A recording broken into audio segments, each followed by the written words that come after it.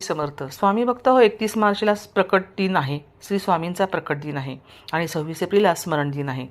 स्वामींच्या प्रकट दिनाच्या आधी किंवा नंतर 10 दिवस तुम्ही ही सेवा केलीस तुम्हाला उत्तम फळ मिळणार आहे. सेवा काय करायची? अगदी छोटीशी सेवा आहे, तीच फक्त तुम्हाला करायची. जी नित्य सेवा असते त्याच्यामध्येच थोडासा बदल करायचा आहे.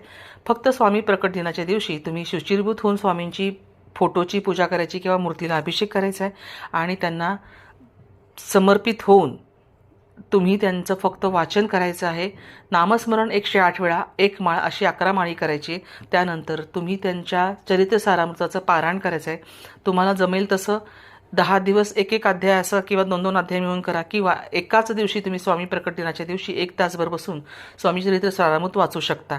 तसंच निशंक हो निर्भय हो म्हणणारे हा जो स्वामींचा तारक मंत्र आहे हा देखील तुम्ही म्हणा, पण तो 21 वेळा म्हणायचा आहे. ही सेवा केल्यानंतर तुम्हाला एक अद्भुत शक्ती प्राप्त झाल्याचं तुम्हाला लक्षात येईल. तुम्हाला कसं वाटतं ते तुम्ही मला नक्की कळवा. श्री स्वामी समर्थ.